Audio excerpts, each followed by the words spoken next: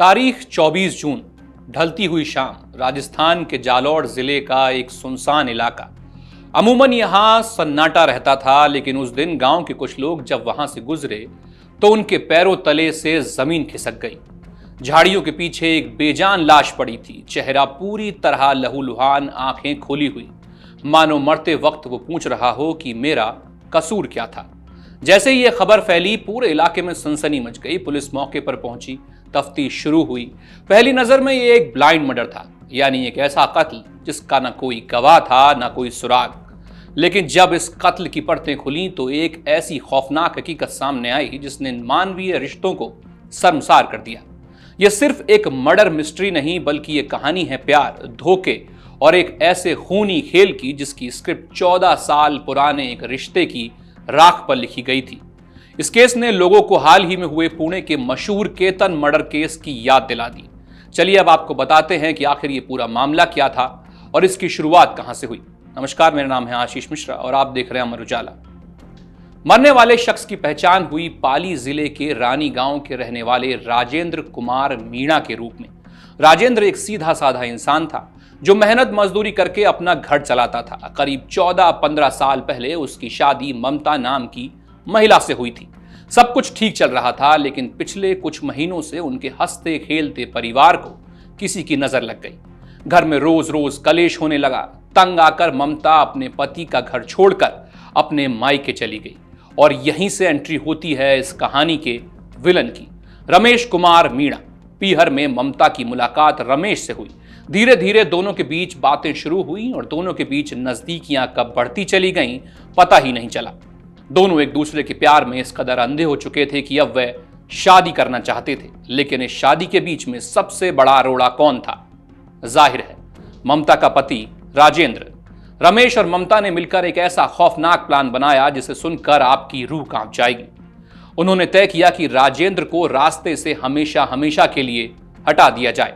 अब सवाल यह था कि इस कत्ल को अंजाम कैसे दिया जाए। रमेश जानता था कि राजेंद्र को अकेले में घेरना आसान नहीं होगा, इसलिए उसने अपने एक रिश्तेदार अभिषेक मीणा को इस खूनी साजिश में शामिल किया। तारीख चुनी गई 24 जून। रमेश और अभिषेक एक मोटरसाइकिल पर सवार होकर राजेंद्र के गांव पहुंचे। उन्होंने राजेंद्र के सामने एक जाल फेंका। रमेश ने राजेंद्र से कहा कि भाई, शहर में एक जगह बहुत अच्छी मजदूरी मिल रही है, पैसे भी अच्छे मिलेंगे, हमारे साथ चलोगे क्या? सीधा साधा राजेंद्र उनकी बातों में आ गया। उसे क्या पता था कि जिस बाइक पर वो बैठ रहा है वो उसे काम पर नहीं बल्कि उसकी मौत के मुहाने पर ले जा रही है। दोनों आरोपी उसे बाइक पर बैठाकर जालौर के मंडला इलाके की तरफ ले गए। रास्ता धीरे धीरे सूना होता जा रहा था। जब चारों तरफ सन्नाटा छा गया तो उन्होंने बाइक रोकी।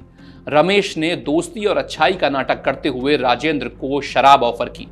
बातों बातों में राजेंद्र को इतनी ज्यादा शराब पिला दी गई कि वो पूरी तरह बेसुध हो गया। वो अपने पैरों पर खड़ा भी नहीं हो पा रहा था और ठीक इसी पल का रमेश और अभिषेक को इंतजार था। बेसुध राजेंद्र पर दोनों भेड़ियों की तरह टूट पड़े।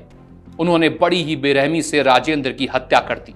जब उन्हें यकीन हो गया कि राजेंद्र की सांसें थम चुकी हैं तो उन्होंने उसकी लाश को झाड़ियों में फेंका और सबूत मिटाकर वहां से रफू चक्कर हो गए।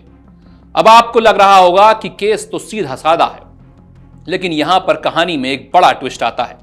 जब पुलिस इस मामले की कड़ियां जोड़ रही थी तो अपराधियों का साइकोलॉजिकल पैटर्न बिल्कुल वैसा ही था जैसा पुणे के चर्चित केतन मर्डर केस में देखा गया था। अगर दोनों मामलों की तुलना करें तो मकसद एक ही था, लव ट्रायंगल में तीसरे व्यक्ति को रास्ते से हटा देना। दोनों में ही शिकार को धोखे से सुनसान जगह ले जाकर मौत के घाट उतार दिया गया। बस एक बुनियादी अंतर था। पुणे का मामला शादी से पहले का था, जहां मंगेतर को रास्ते से हटाया गया, जबकि जालौर का यह मामला 14 साल की शादी के बाद हुए गृह कलेश और बेवफाई का नतीजा था। कातिलों को लगा था कि उन्होंने एक परफेक्ट क्राइम किया है और वो कभी पकड़े नहीं जाएंगे। राजेंद्र की बूढ़ी मां ने ममता और उसके साथियों पर शक जताते हुए नामजद एफआईआर दर्ज कराई। इसके बाद मैदान में उतरी जालौर पुलिस। पुलिस के पास ना कोई चश्मदीद गवाह था, ना कोई बड़ा सुराग, लेकिन उन्होंने सहारा लिया मॉडर्न और साइंटिफिक इन्वेस्टिगेशन का। पुलिस ने सबसे पहले मृतक राजेंद्र और संदिग्ध रमेश के फोन खंगाले। जब उनके कॉल डेटा रिकॉर्ड्स यानी सीडीआर निकाले गए तो चौंकाने वाला खुलासा हुआ। मर्डर के वक्त रमेश और राजेंद्र दोनों के मोबाइल की लोकेशन एक ही टावर एरिया में एक्टिव थी। इसके बाद पुलिस ने हाईवे और मंडला रोड के कैमरों को खंगालना शुरू किया और तभी पुलिस के हाथ लगा सबसे बड़ा सबूत। एक सीसीटीवी फुटेज में राजेंद्र साफ तौर पर रमेश और अभिषेक के साथ उसी मोटरसाइकिल पर पीछे बैठा हुआ दिखाई दिया। अब पासा पलट चुका था। पुख्ता तकनीकी सबूतों के साथ पुलिस ने रमेश और अभिषेक को दबोच लिया। जब पुलिस ने अपने अंदाज में कड़ी पूछताछ की तो आरोपियों के हौसले पस्त हो गए। उन्होंने अपना जुर्म कबूल कर लिया और कत्ल की पूरी साजिश उगल दी। इस तरह जालौर पुलिस की मुस्तैदी और तकनीकी सूझबूझ से महज 48 घंटों के भीतर इस खौफनाक अंधे कत्ल का पर्दाफाश हो गया। पुलिस ने पत्नी ममता, उसके प्रेमी रमेश और मददगार अभिषेक को सलाखों के पीछे भेज दिया है। अब देखना यह है कि कोर्ट आरोपियों को कितनी कड़ी सजा सुनाती है। आपके राज्य की खबरें, आपके शहर की खबरें सबसे पहले जानने के लिए देखते रहें अमर उजाला। चैनल को सब्सक्राइब जरूर कर लें और पाएं हर अपडेट।